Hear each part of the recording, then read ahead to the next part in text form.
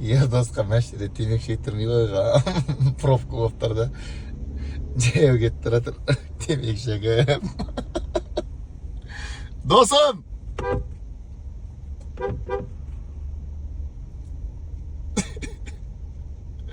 Қараш.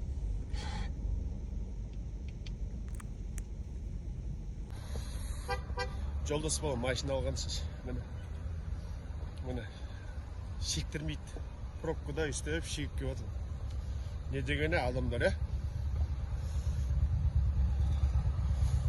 түсіп шек дейді ғой машинадан. Қарасай алып тұр. Ұялмай қызармай.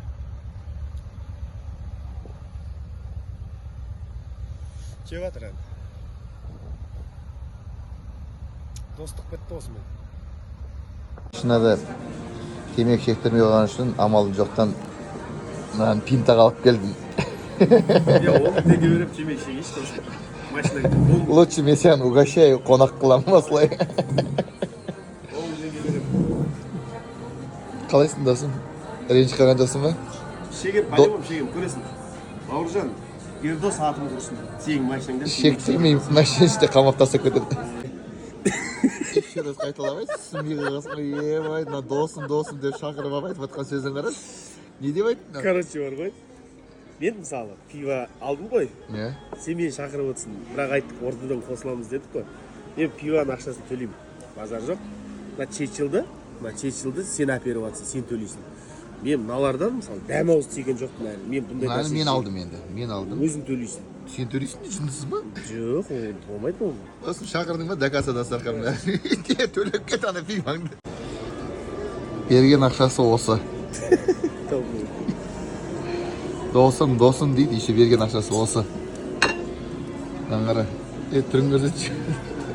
Түрін көрсетші. 3510 теңге берді ғой. Міне мен досым айтты, счетты ровно табатын болсаң.